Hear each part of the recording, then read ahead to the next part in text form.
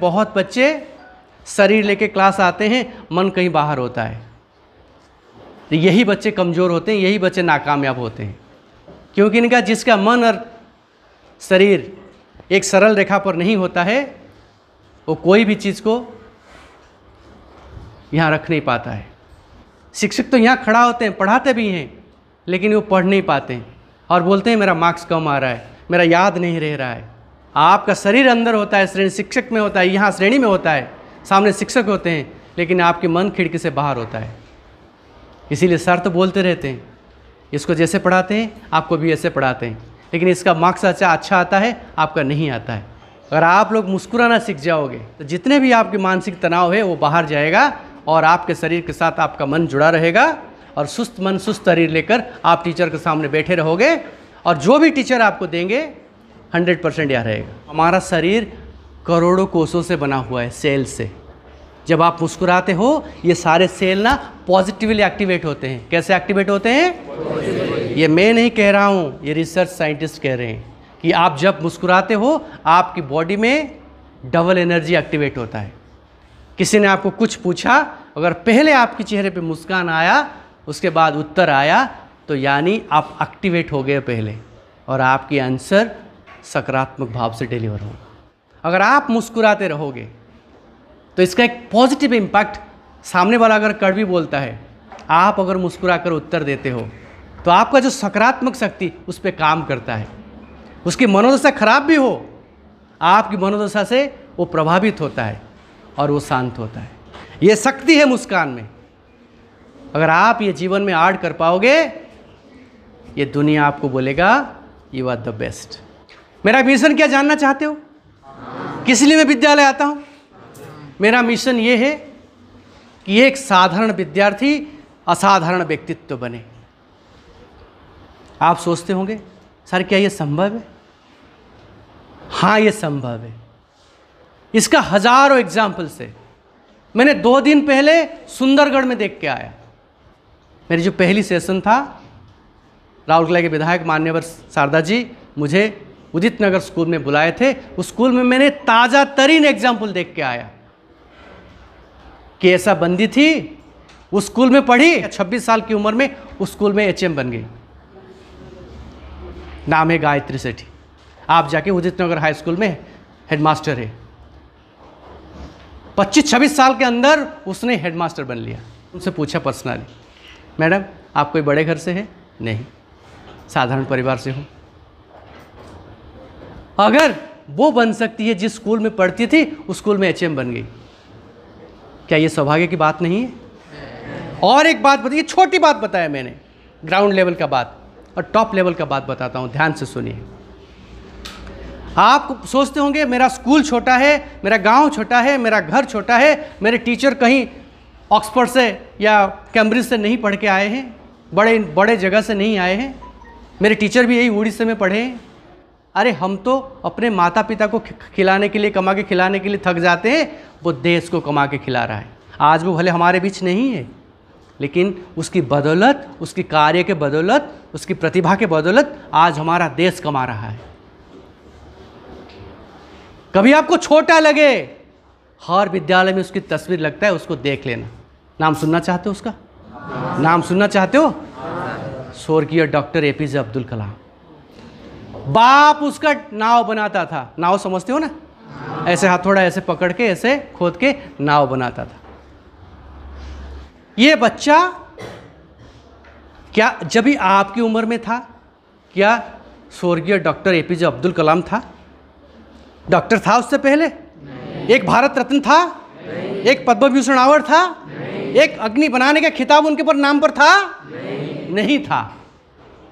आपकी तरह एक छोटे गांव से, एक छोटे कस्बे से रोज 7-8 किलोमीटर चलकर ऐसे गवर्नमेंट स्कूल में पढ़ के उसने अपने गांव रमन डिस्ट्रिक्ट से राष्ट्रपति भवन तक अपना मार्ग प्रशस्त कर लिया, अपना मार्ग बना लिया। उसके गुरु कैम्ब्रिज से पढ़ के आए थे? उसकी कोचिंग्स कहीं बहुत बड़ी जगह पर हुआ था? नहीं। हमारी तरह आम बच्चा, आम घर का था।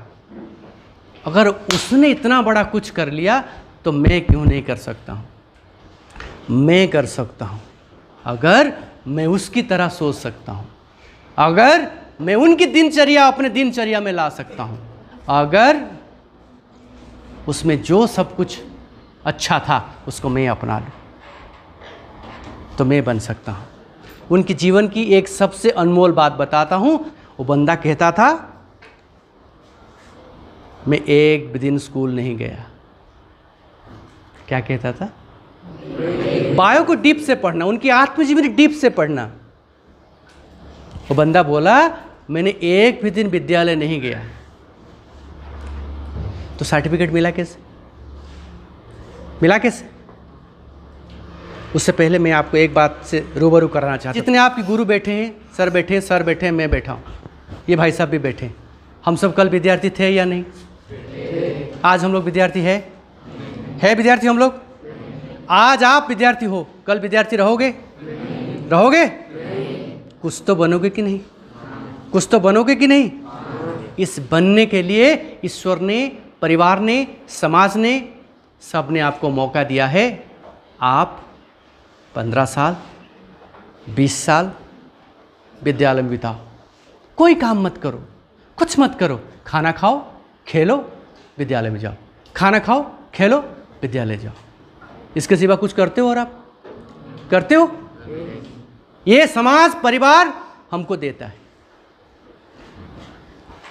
और कलाम साहब को भी यही मिला, इससे ज़्यादा कुछ नहीं मिला। लेकिन वो अपने आत्मजीवनी में लिखते हैं कि मैंने एक भी दिन विद्यालय नहीं गया। कहाँ जाते थे वो? कहाँ जाते थे रोज 8 घंटा 6 घंटा? जानना चाहोगे? जानना चाहोगे? उससे पहले और एक छोटी बात कहता हूं। रत्न के बारे में आपका क्या ख्याल है? रत्न, डायमंड हुआ, मोती हुआ, माणिक हुआ, एमराल्ड हुआ, बहुत सारे ऐसे रत्न होता है। इसी का मूल स्वरूप क्या है? इसका जन्म कहाँ से होता है? इसका मूल स्वरूप क्या है? हीरा क्या है? यस, इसकी मूल स्वरूप पत्थर है। ये मूल स्वरूप से जब हीरा बनता है तो उसको क्या किया जाता है? कैसे बनता है वो डायमंड? क्योंकि एक पत्थर को नदी से उठाकर कोई लाता है, एक जोहरी उसको घिसता है और एक पत्थर के ऊपर घिसता है, घिस घिस कर इतना चमक लाता है, उसके अंदर पता चलता है ये पत्थर है, ये हीरा है, या माणिक है, मोती है, कौन सा रत्न है, कौन सा रत्न है, कौन सा रत्न है। आप जानते हो, यही कंसेप्ट कलाम जी ने सोचा समझा। उसने बोला, आप सब विद्यार्थी अभी 20 साल तक, 22 साल तक, 25 साल तक पत्थर की तरह। और उसने सोचा इस पत्थर के अंदर, इस विद्यार्थी के अंदर कौन सा रत्न छुपा है। और उसका जोहरी वो खुद था। कौन था? वो कहता था, मैं विद्यालय नहीं जाता हूं, मैं रोज 8 घंटा के लिए, 6 घंटा के लिए अनुसंधान केंद्र जाता हूं। कहां जाता हूं? अनुसंधान केंद्र कौन जाता है? वैज्ञानिक जाते हैं, रिसर्च करने वाले जाते हैं, क्योंकि नए खोज में जाते हैं। मुझे कुछ नया खोज करना है, उस खोज से समाज का कल्याण होगा या कुछ नया निकलेगा। ये बोला उस उम्र में, 10 साल की उम्र में, 15 साल की उम्र में यही सोचा, अगर परमेश्वर ने मुझे नीचे भेजा है, ईश्वर ने मुझे नीचे भेजा है, तो मुझे ये अवसर दिया है, मुझे ये अपॉर्चुनिटी दी है, मुझे ये मौका दिया है, किस इस बच्चे के अंदर कौन सा रत्न, कौन सा व्यक्तित्व छुपा हुआ है। और ये बात समझकर उसने विद्यालय में खुद को फाड़ना शुरू किया, क्योंकि वो तो विद्यालय नहीं आता था, वो बोलता था अनुसंधान केंद्र जाता हूँ। इसीलिए वहाँ उसने खुद को नोचा, घिसा, रगड़ा, फाड़ा, जो भी कर सकता है अपने ऊपर सारा किया, और इतना अच्छा से घिसा कि एक भारत रत्न निकाल दिया, एक पद्म विभूषण निकाल दिया, एक अग्नि निकाल दिया, और भारत की सबसे बड़ी खिताब, प्रथम नागरिक होने की औहदा कमाया। कौन सा कैम्ब्रिज से पढ़ के आया था? कौन सा उसका बाप राजा था? है कुछ था? आम बच्चा आपकी तरह, मेरी तरह था। अगर वो एक आम बच्चा इतनी बड़ी उपलब्धि लेके जीवन को संवार सकता है, अच्छी जिंदगी पा सकता है, नाम शोहरत सब कमा सकता है, तो आप क्यों नहीं कमा सकते हो?